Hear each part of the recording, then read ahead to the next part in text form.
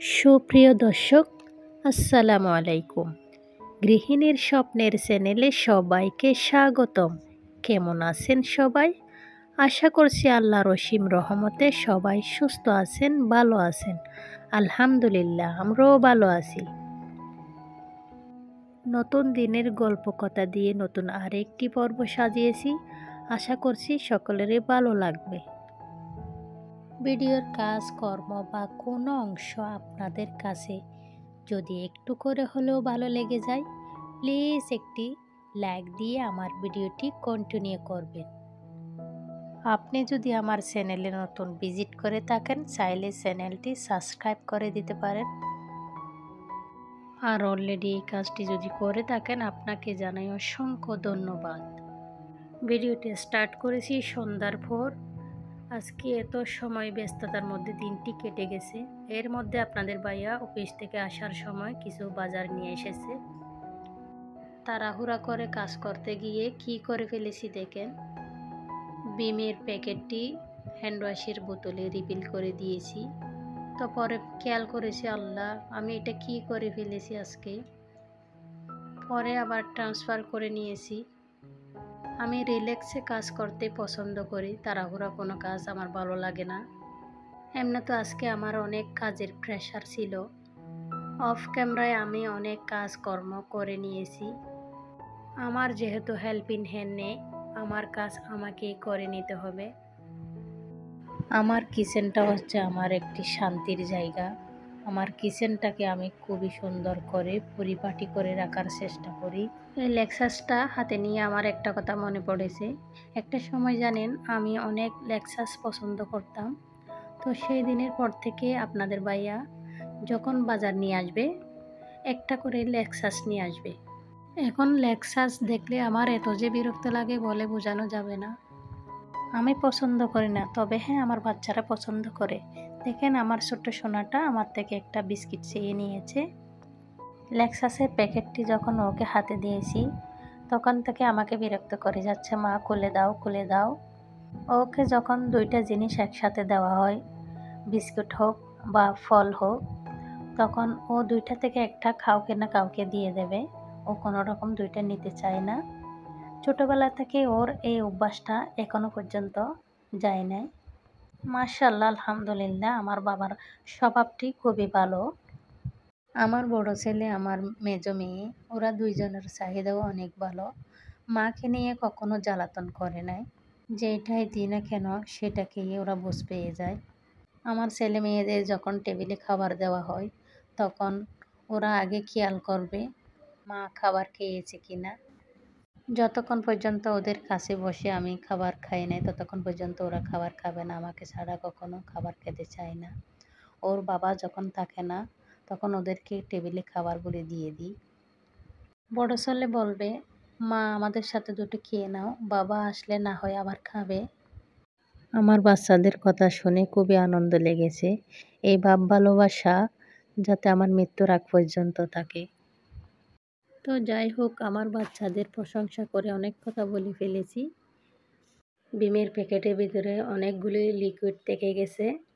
আমি সবসময় এই কাজটা করে থাকি। একটু পানি দিয়ে ভালোভাবে জাকিয়ে একটি বোতলে নিয়ে নিয়েছি, আর একটু পানি দিয়ে ডিমের মধ্যে দিয়ে দিয়েছি। যারা নতুন গৃহিণী, সবে মাত্র সংসার জীবন শুরু হয়েছে, তারা চাইলে এই কাজটি ফলো করতে পারেন। আমি অপচয় একদম পছন্দ করি না। অপচয়কারী শয়তানের ভাই। আমি সবসময় এই কাজটা করে থাকি। আবার অনেকে অনেক কিছু মনে করে বসে থাকবে। ছোট ছোট কাজের মধ্যে আল্লাহ অনেক বরকত দান করেন। তো যাই হোক, অনেক কথা বলে ফেলেছি, কেউ কিছু মনে করবেন না।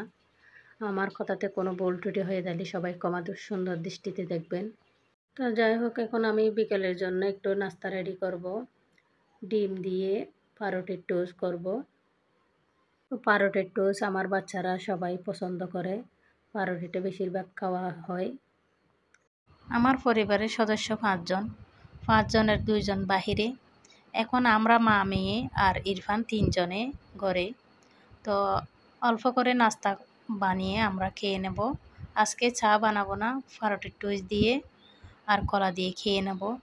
যখন আমরা পরিবারের 5 জন একত্রিত হই, তখন অনেক নাস্তার বহর নিয়ে বসে যাই নাস্তা খাওয়ার জন্য। এখন তো সেই সুযোগ নেই। ভয়েসটা ওভার করতে গিয়ে খুবই কষ্ট লাগছে, কিন্তু একবার কাটি একবার দিই, একবার কাটি একবার দিই, মানে কোনো রকম ভয়েসটা ওভার করতে।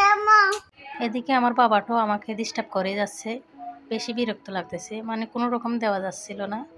এত কষ্ট করে ভিডিওটি বানায় আপনাদের জন্য, কেউ লাইক দিতে চায় না, সবাই কিপটামি করে। ভয়েস ওভার করতে গিয়ে, ভিডিও এডিটিং করতে গিয়ে, ভিডিও বানাতে গিয়ে অনেকটা সময় সাপেক্ষ, অনেক কষ্ট হয়। তবু আমার আপু এরা কেউ একটা লাইক দিয়ে ভিডিওটি কন্টিনিউ করে না।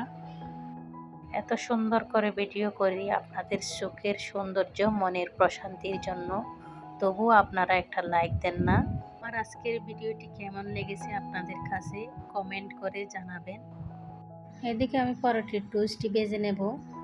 ভেজে নিতে নিতে আপনাদের সাথে কয়েকটা কথা শেয়ার করব। আমার যখন ফ্রি ছিল তখন আমি অনেক বেশি নাস্তা বানিয়ে ফ্রিজে ফ্রোজেন করে রাখতাম। এখন তো আর সেই সুযোগ নেই। এখন তো প্রতিদিনের রুটিন, আমার থেকে নাস্তা বানিয়ে যেতে হবে। সকাল হোক বা সন্ধ্যা হোক, 2 বেলায় নাস্তা বানাতে হয়। এখন আমার মেয়েটার জন্য খুবই কষ্ট লাগতেছে। আমার মেয়েটার কিছুক্ষণ পর কেঁদে চলে আসে। তো আমার কাছে এসে বলে, মা কিছু খেতে দাও, খিদে লেগেছে। ও তেমন বেশি খায় না, অল্প খায়, তবে ঘন খায়। তো মা আমি দুইজনে নাস্তাটা ফিনিশ করে নিয়েছি। এটি হচ্ছে পরের দিন সকালবেলা ঘুম থেকে উঠে আমি দাঁত ব্রাশ করে দেখা গেছে বেসিনটি একেবারে নোংরা হয়ে আছে। তো বেসিনটি একটু ক্লিন করে নিয়েছি। আমাদের সব সময় এই বেসিনটি বেশিরভাগই ইউজ করা হয়। যে কোনো জিনিস যত্ন সহকারে পরিষ্কার পরিপাটি করে রাখলে খুব সুন্দর হয়। এরপরে এই 2টি মুরগি আমার বাবার বাড়ি থেকে এনেছি। মুরগিটি দেখতে খুব সুন্দর। আমার বাচ্চার জন্য জবাই দিই নাই, ও দেখে খুশি হয় মুরগিগুলা। তো আমার বাবাটা মুরগির পাশে এসে বলে, মুরগি এগ দিয়েছে। তো লাল মুরগিটা প্রতিদিন একটা করে ডিম দেয়। মুরগি যখন ডিম দেয় খুবই আনন্দ লাগে, একদম ভেজাল মুক্ত ডিম। আমি মুরগির খাবার ভুসি দিয়ে বাদ দিয়ে দিই, ফিড কখনো দিই না, কারণ ফিডের মধ্যে অনেক ভেজাল থাকে।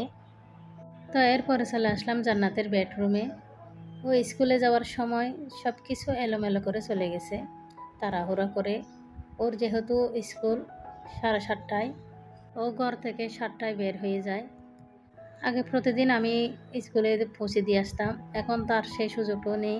যেহেতু ইরফান আছে, ইরফানের জন্য আমি কোনো রকম বের হতে পারি না। ছোট বাচ্চা নিয়ে গাড়িতে অনেক ঝামেলা হয়। আমি অনেক বড় বোকামি করে ফেলেছি কল্পলকে বাসা নিয়ে। আগে বাসা ছিল বহদ্দারহাট, এখন আমি বাসা নিয়েছি কল্পলক। কল্পলক থেকে যাতায়াত করতে আমার মেয়ের অনেক কষ্ট হয়ে যায়। আগে যখন বহদ্দারহাট বাসা ছিল, আমার মেয়ের যাতায়াতটা খুবই সহজ ছিল, 10 টাকার মধ্যে যাতায়াত করতে পারত। এখন অনেক টাকাও লাগে, আবার অনেক সময়ও লাগে, অনেক কষ্টও হয়। এটি হচ্ছে জান্নাতের বেড বিছানা। এই বেডে জান্নাতে থাকতো, এখন আর থাকে না। ওর বাবা চলে যাওয়ার পর এখন ও আমার সাথে ঘুমায়। একটু জোরে হাওয়া এসে যেভাবে তলিয়ে নিতে পারে, ঠিক আমাদের জীবনটা সেভাবে তলিয়ে গেছে। আল্লাহ চাইলে পূর্বের স্থানে পুনরায় ফিরিয়ে নিতে পারে। সবাই দোয়া করবেন আমাদের জন্য। অনেকক্ষণ বকবক করে ফেলেছি, এবার আসুন আমার নিজের হাতের বানানো ফুলদানিগুলো আপনাদের কাছে একটু শেয়ার করি। দেখতে পাচ্ছেন এখানে একটি ফুলদানি আমি একটি শিরিষ কাগজ দিয়ে ভালোভাবে গসিয়ে নেব, তারপর সুন্দর করে লং করিয়ে নেব। এগুলি সব আমি কাগজ দিয়ে বাতর মার দিয়ে বানিয়েছি। কেউ দেখে বলবেন না যে এগুলি কাগজের টব। এগুলি সব কাগজের টব, আমি সুন্দর করে কাগজ দিয়ে বানিয়েছি। এবার আসুন সবাই প্রকৃতির দৃশ্যের দিকে একটু চোখ রাখুন, চোখ শীতল হয়ে যাবে। আজকের ওয়েদারটা খুবই সুন্দর ছিল। সকালবেলা প্রকৃতির দৃশ্যের দিকে তাকাইলে, সবুজের দিকে তাকাইলে চোখের জ্যোতি বাড়ে। এবার দেখুন আমার বেলকনিতে কি কি গাছ আছে। পুদিনা গাছ অনেক সুন্দর, এগুলি আমি নিজের হাতে রোপণ করেছি। আমার বারান্দাটা হচ্ছে নিচে, তো আমার বেলকনিতে কখনো রোদ আসে না। রোদ না আসলে গাছপালা বাঁচে কীভাবে? গাছের তো প্রয়োজন হয় রোদ, আলো বাতাস দুটোটাই লাগে।